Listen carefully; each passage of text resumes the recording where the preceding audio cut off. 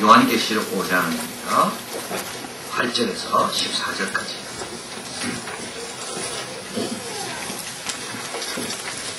요한계시록 5장 8절에서 14절입니다.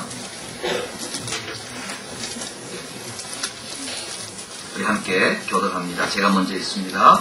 책을 취하심에 내 생물과 입사 장로들이 어린 양 앞에 엎드려 각각 검은고와 향이 가득한 금대접을 가졌으니 이 향은 성도의 기도들이라. 내 노래를 위하여 주시고 그 인공을 깨게 합당하시다. 일찍 죽임을 당하사 각 족속과 가문과 백성과 나라 가운데서 사람들을 비웃어서 하나님께 드리시고 저희가 우리 하나님 앞에서 나라와 제사장을 삼으셨으니 저희가 땅에서 왕노릇 하리로다 하더라. 내가 또 고도 중에 부자와 신들과 장로들을 불러서 많은 천사의 음성이니 그 수가 만만이요 수천이라. 큰 음성으로 가로되 죽임을 당하신 어린 양이 능력과 부와 지혜와 힘과 존귀와 영광과 찬송을 받으시기에 합당하도다 하더라. 내가 또 들으니 하늘에와 땅에와 땅에와 땅에와 또 가운데서 모든 백성이 하되 부자야 신주와 어린 양이 장로와 존귀와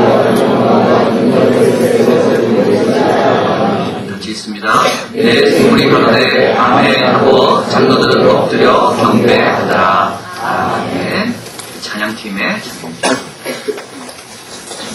에서 살펴보았습니다. 십자가에 나타난 하나님의 사랑, 십자가에서 보여주신 예수님의 순종, 십자가에 있는 세상을 이기게 하는 힘과 지혜, 십자가에서 이루신 사탄과의 전쟁과 그 승리. 이제 하나 남은 것이 있는데요. 십자가에서 희생하신 그 어린 양을 찬양하는 겁니다. 십자가에서 당신 아들을 아끼지 아니하시고 우리를 위해 내어주신 그 하나님의 사랑을 높이는 겁니다. 죽기까지 순종하신 예수님을 우리의 입으로 고백하고 높여 드리는 겁니다. 윌리엄 바클레이는 말합니다. 아무것도 가지지 못한 인간이 모든 것을 가지신 분께 드릴 수 있는 한 가지 선물, 그것은 찬양입니다. 그분을 높이고 그분을 인정하고 그분께 감사드리는 것. 모든 것을 가진 분에게 모든 것을 가지지 못한 인간이 드릴 수 있는 그 한 가지 찬양입니다. 오늘 본문에는 이 어린 양, 일찍 죽임을 당한 어린 양에 대한 찬양으로 가득 차 있습니다. 이 땅에 사도 요한이 있는 이 당시에는 핍박과 아픔과 쫓겨남과 괴로움이 있지만 그러나 하늘에 보니까 하늘에는 어린 양을 향한 찬양의 소리가 울려 퍼지고 있습니다. 이 환상을 보여주며 하늘의 역사가 이 땅의 역사를 주관하고 인도하고 계심을 믿고 잘 견디라는 것이 요한계시록의 내용입니다. 4장부터 보좌에 앉으신 왕에 대한 찬양이 있고요. 5장에는 그 보좌의 옆에 있는 보좌 중앙에 있는 또 다른 한 분이 있는데 그분이 바로 일찍 죽임을 당한 어린 양입니다. 그 어린 양에 대한 찬양의 광경이 오늘 본문에 나와 있습니다. 근데 오늘 본문에 좀 놀라는 것이 있습니다. 찬양을 받으시는 분이 어린 양이라는 겁니다. 오늘 본문에 찬양하는 자들을 보면요, 네 생물이 나옵니다. 4장 4절과 6절에 묘사되어 있는데 이 네 생물은 모든 피조물들의 정점인 것을 말합니다. 야수의 우두머리인 사자, 그 중에 한 생물입니다. 가축 중에 가장 위대한 길들임을 받는 가축인 소, 피조물의 왕관인 사람, 속도의 1인자인 독수리, 모든 피조물의 정점에 해당되는 이 네 생물이 어린 양에게 찬양합니다. 여기 말하는 어린 양은요, 보통 시중에 나와 있는 어린 양이 아니라 그 양보다도 훨씬 약하고 작은 종류의 어린 양이라고 말합니다. 24장로들도 면류관을 벗어 던지며 찬양합니다. 24장로는 누구겠습니까? 구약의 12사도, 12지파와 신약의 12사도, 12제사라고 말하기도 하고 천사라고 말하기도 하는데 왜 장로라는 말을 썼을까요? 나이가 많은 연장자를 말입니다. 그런데 어린 양에게 이 연장자들이 찬양하고 있습니다. 천사들도 찬양해요. 땅 위에 땅 아래 만물이 다 어린 양에게 찬양합니다. 왜 그럴까요? 그들이 흉내낼 수도 없는, 그들이 시도해볼 수도 없는 그 놀라운 일을 어린 양이 죽음으로 하셨기 때문에 그렇습니다. 찬양을 받으실 분은 이 땅에 우리 예수님, 하나님 그분밖에 없다는 겁니다. 그분이 뭘 했습니까? 9절에 나와 있습니다. 같이 한번 가보겠습니다. 같이 있습니다. 새 노래를 노래하여 가되 책을 가지시고 그 인봉을 대시기에 합당하시더라. 일찍 죽임을 당하사 각 족속과 방언과 백성과 나라 가운데서 사람들을 피로 사서 하나님께 드리시고 10절입니다. 저희로 우리 하나님 앞에서 나라와 제사장을 삼으셨으니 저희가 땅에서 왕노릇하리로다. 여기 셋이 나옵니다. 세 가지가 나오는데 첫째 하나는 뭡니까? 피로 우리를 샀다는 겁니다. 6월절의 어린 양의 피로는 이스라엘 백성밖에 못 샀습니다. 그런데 일찍 죽임을 당하신 예수님의 피로는 각 족속과 방언과 백성과 나라 모든 사람들을 다 구속할 수가 있다는 겁니다. 그래서 그분을 찬양합니다. 그 피의 구속에 힘을 입지 않는 사람은 아무도 없다. 아무리 악한 사람도, 아무리 멀리 있는 사람도 예수 그리스도의 피로 인하여 하나님의 자녀가 될 수 있다. 그분이 어린 양이다. 과거에는 유대인과 히브리어를 사용하는 사람만이 어린 양의 피로 주님께 왔지만 예수님의 피는 크게 비교할 수 없는 온 인류와 족속과 방언과 나라 가운데 하나님의 자녀가 되게 할 수 있는 그 피가 예수님이 흘리신 피다. 그래서 그분을 찬양한다는 겁니다. 두 번째는 뭡니까? 피뿐만 아니라 하나님 앞에서 나라와 제사장으로 우리를 삼아주신다는 겁니다. 첫 번째 것이 칭이라면 두 번째 것은 성화입니다. 첫 번째는 피로 샀습니다. 산 그들을 주님께서 변화시킵니다. 하나님 앞에서의 나라로. 일반 백성과 나라와 족속과 방언이 아니라 하나님 앞에서의 나라와 방언이 되도록. 그리고 그 사람들을 제사장으로 삼으시는 것. 하나님과 인간 사이에 중재할 수 있는 그 역할을 피로 산 그들에게 주시고 사명을 감당할 수 있도록 도우신다는 것. 그리고 마지막 한 가지 더 있죠. 그게 뭡니까? 왕노릇하게 하십니다. 왕처럼 살게 하십니다. 왕처럼 사는 모습이 어떤 모습일까요? 여러분, 왕처럼 사는 사람은요, 죽음을 두려워하지 않는 사람입니다. 죽음을 두려워하지 않는 사람은 세상에 이길 수가 없습니다. 그를 가리켜서 우리는 왕이라고 말합니다. 그런데 예수님이 오셔서 죽으심으로 인하여 죽음이라는 것이 더 이상 두려움의 대상이 되지 않아버렸습니다. 죽음은 피할 것도 아니고 죽음은 수치도 아니고, 왜냐하면 일찍 죽음을 당한 어린 양이 죽음의 길을 먼저 지나갔기 때문에 그렇습니다. 루마니아 교회 지도자인 조셉 티서는 차우체스크 비밀경찰에 체포되어서 신문을 받았습니다. 한 관리가 그를 죽이겠다고 위협했습니다. 그는 이렇게 말합니다. 경관님이 가진 최고의 무기는 죽이는 것이겠죠. 그러나 저의 최고의 무기는 죽는 겁니다. 경관님은 저의 설교가 테이프에 녹음되어 전국에 퍼져 있다는 것을 아실 겁니다. 경관님이 저를 죽이면 저는 그 피로 그 테이프를 적실 겁니다. 그 후에 누가 테이프를 듣든지 이렇게 말하겠죠. 한번 들어보게, 이 사람은 자기의 피로 이 테이프를 봉인했거든요. 그것들은 이전보다 10배나 더 큰 소리로 말할 것입니다. 그러니 저를 죽여보시지요. 그러면 저는 최고의 승리를 얻게 됩니다. 누가 왕입니까? 죽음을 두려워하지 않는 자가 왕입니다. 예수님의 피로 우리를 사셨습니다. 구속받았습니다. 하나님의 자녀가 됐습니다. 예수님은 그 피를 구속되는 우리를 내버려두지 않고 하나님의 나라와 제사장으로 우리를 삼으십니다. 그리고 죽음까지도 담대하게 걸어갈 수 있는, 심판 앞에서 서게 할 수 있는 담대함을 우리에게 주십니다. 이렇게 주실 분은 세상에 예수님밖에 없습니다. 4명의 천사들 피조물의 정점이 예수님을 찬양하고 여기에 있습니다. 모든 피조물이 이걸 줄 수가 없습니다. 천사도 줄 수가 없고. 그래서 일찍 죽임을 당한 어린 양 앞에 머리를 숙여 경배하며 찬양합니다.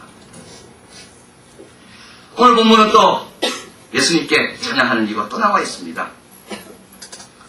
6절입니다. 같이 한번 읽겠습니다.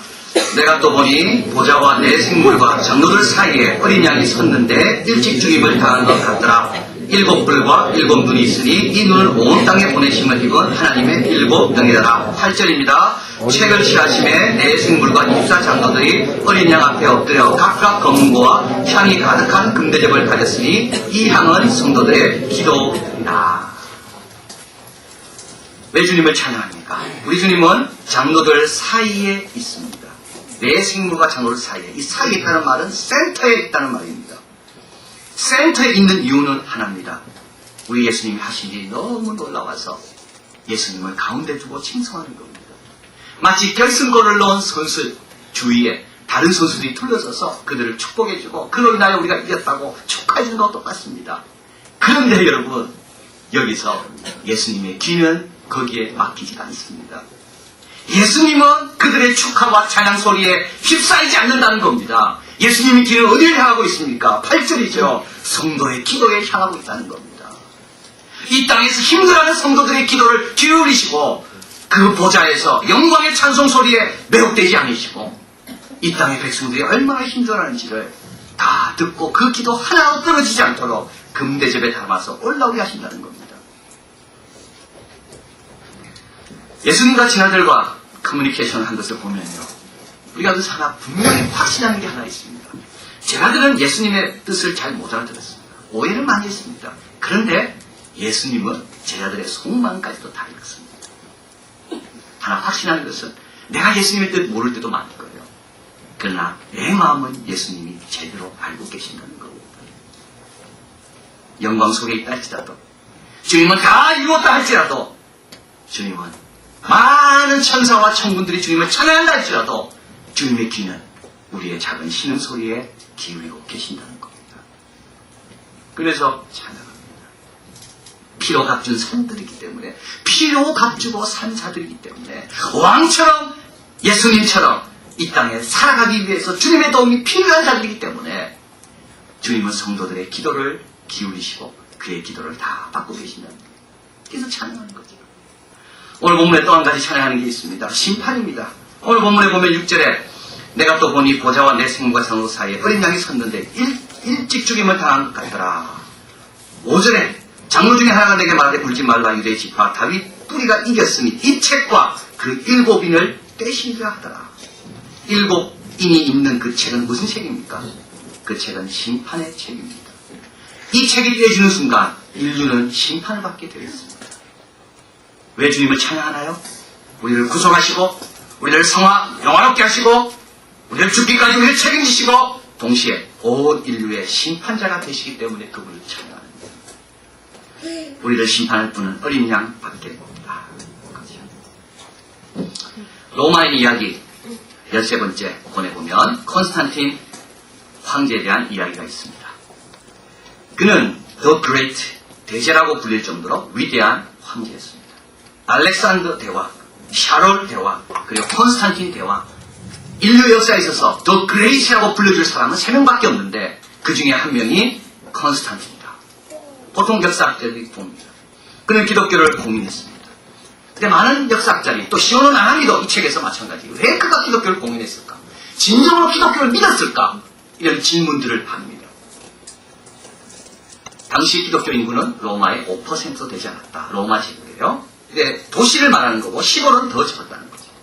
정치인이 소수를 위해서 전체에 영향을 미칠 수 있는 정책을 채택한다는 것은 그거는 지혜로운 선택이 아닌데 왜 선택했을까? 콘스탄틴 황제는 니케아 회의를 소집합니다. 이 니케아 회의는 어떤 회의냐면 교회 역사에 있어서 너무나도 중요한 회의입니다. 삼위일체를 인정한 회의가 니케아 회의입니다. 왜 그랬을까? 역사학자 시오노 나나미는 온갖 상상력을 다 동원합니다. 그러나 분명한 거 하나 아는 거 있습니다. 콘스탄틴은 분명히 믿는 자였다는 거죠. 어떻게 할 수 있는가? 그가 한 걸 보면 알 수 있습니다. 그 어머니도 그렇고 그 여동생도 그렇고 모두 기독교로 개종했고 새 수도인 콘스탄티노플에 교회를 지었지만 신전을 짓지 않았습니다. 다신교의 메카라고 불릴 정도로 여러 가지 신전들이 많은 로마에서도 그는 성 베드로 성당을 지었습니다. 그가 죽었을 때 모든 로마 역대 황제처럼 화장되지 않고 그는 자기가 세운 성신사도 교회에 매장되었습니다. 뭘 말하는 겁니까? 근데 제가 여기서 말씀드리고자 하는 것은 그가 죽기 전에 세례받았다는 겁니다. 왜 죽기 전에 세례받았을까요? 미리 세례받지. 시온을 안 하면 이렇게 생각합니다. 아마 그가 황제로서 많은 전쟁하고 죽이고 해서 아마 그 죄를 아직 회개하지 못해서 아마 그때 죽기 전까지 회개할 때까지 세례를 안 준 거 아닐까. 여기에 기독교의 매력이 있는 거 아닐까. 저는 좀 다르게 보고 그가 예수님 앞에 무릎을 꿇고 머리를 숙이는 이 겸손은 심판자가 누군지를 알 때 비로소 된다는 거예요. 죽음의 문턱 앞에 왔을 때 이제 내가 했던 모든 것이 어떤 평가를 누구에게 받을 건가. 그때 비로소 그는 그분 앞에 무릎을 꿇게 된다는 겁니다. 우리 예수님은 심판주이십니다. 우리는 결국 그분 앞에 설 자입니다. 주위에 있는 많은 사람들이 아닙니다, 여러분. 우리가 결국 누구 앞에 우리의 삶을 잘 살았는가, 평가받을 수 있는가, 그건 바로 예수님 어린 양입니다. 그래서 그분을 찬양하는 겁니다. 피로 사시고 왕처럼 살게 도와주시고 그리고 우리의 기도에 작은 신임에도 응답하시고 그리고 결국 우리의 모든 것 앞에 마지막에 심판하실 분이기 때문에 그 어린 양께 찬양을 드립니다. 그래서 오늘 본문에 보면 찬양의 모습도 여러 가지 나옵니다. 첫 번째 새 노래로 찬양하죠. 이거는 질적인 의미의 새 노래입니다. 이런 노래는 주님께만 들려져야 될 노래입니다. 유행하고 다릅니다. 가공하고도 다르고 클래식하고도 다릅니다. 주님께 올려야 할 노래는 질적으로 다른 새 노래입니다. 엎드려 찬양합니다. 겸손과 경외함을 가지고 찬양합니다. 큰 소리로 찬양합니다. 주님 찬양하는 것을 부끄러워하지 않는 겁니다. 함께 찬양합니다. 처음에는 내 생물이, 다음에는 24장로가, 그 다음에는 천군 천사가, 그 다음에는 이 땅에 있는 모든 만물. 살아있는 동안에 꼭 해야 될 49가지. 이 중국 사람이 적은 책입니다. 이 책에 보면 12번째 할 일이 있는데요. 추억이 담긴 물건을 간직하기입니다. 이 내용에 이런 글이 나옵니다. 아버지가 가장 아끼는 옥파이프. 그 파이프는 송나라 때부터 전해 내려온 우리 집 가보이다. 밥을 구걸하더라도 이 파이프는 절대 팔지 않겠노라고 이야기할 정도로 우리 아버지는 이 파이프를 애지중지했다. 그러나 내가 최고의 성적으로 명문인 베이징 대학에 합격했을 때 합격 통지를 받았던 아버지는 반쯤 정신 나간 사람처럼 울다가 웃다가 마을을 돌아다니며 소리를 질렀다. 보세요. 우리 아이가 베이징 대학에 합격했어요. 그러나 기쁨도 잠시였다. 입학 등록일이 코앞에 다가온 것이다. 학비 문제가 가족을 괴롭혔다. 대학을 포기하고 싶었다. 봄을 제쳐가는 날 돈뭉치를 들고 아버지가 나타났다. 아빠, 이 돈 어디서 구해오셨어요? 그건 신경 쓸 거 없다. 넌 대학에 가서 공부만 열심히 해라. 기쁨과 놀라움에 들떠 아버지의 얼굴과 돈을 번갈아 쳐다보다가 푸른 듯 놀라 소리를 질렀다. 아빠, 파이프는요? 그것이 뭐 대수냐? 나는 눈물을 글썽이며 아무 말도 할 수가 없었다. 다시 20년이 흘렀다. 나는 회사의 사장자리에 올랐고 아버지는 제 논이 되었다. 봄을 제쳐오는 비가 내리는 어느 날 나는 승용차에 내려 비를 맞으며 집으로 걸어갔다. 아버지 80번째 생신 축하드려요. 붉은 포장지로 싼 선물을 아버지께 드렸다. 선물을 부피어 가까이 포장지 11개를 뜯고 나자 또다시 또 다른 상자가 나타났다. 아버지는 마지막 포장지를 뜯고 천천히 상자를 열었다. 선물을 확인한 순간 아버지의 눈이 크게 떴다. 손이 부들부들 떨리는 것을 보았다. 아버지는 떨리는 손으로 파이프를 꼭 쥔 채 아무 말도 하지 않고 두 눈을 감았다. 그는 아버지의 눈끝에 눈물이 고이는 것을 보았다. 여러분, 이게 찬양입니다. 하나님께서 당신의 어린 양을 우리를 위해 희생해 주신 그 하나님의 사랑, 십자가를 지기까지 순종하신 그분에 대해서 아무것도 없는 우리가 모든 것을 가진 그분에게 돌려드리는 이것이 찬양입니다. 오늘 본문에는 하늘에서 찬양이 울려나지요. 그러나 주님은 땅에서 이 찬양이 울려나기를 더 기대하십니다. 하늘의 찬양은 어떻게 보면 쉽습니다. 땅의 현실 가운데 있는 인간의 찬양은 더 어렵습니다. 그러나 주님은 우리를 위해 희생해 주신 그 사랑을 우리가 기억하며 이 현실 가운데서 주님을 높이고 주님을 믿고 주님처럼 따라가는 우리의 찬양의 소리를 듣고 싶어 하시는 것. 시편은 말씀합니다. 호흡이 있는 자마다 찬양하라. 여호와를 찬양하라. 부활의 아침. 이렇게 귀한 영혼이 주님께 돌아온 날, 우리에게 이 좋은 기회를 선물로 주셔서 같이 십자가를 지고 갈 수 있는 믿음의 형제자매들을 불러주신 하나님, 그리고 오늘도 우리를 위해 서서 우리의 기도에 귀를 기울이고 계시는 예수님, 우리가 해야 될 일은 찬양입니다. 찬양하며 십자가를 지고 따라가는 겁니다. 기도하겠습니다. 사랑하는 너무 고맙습니다.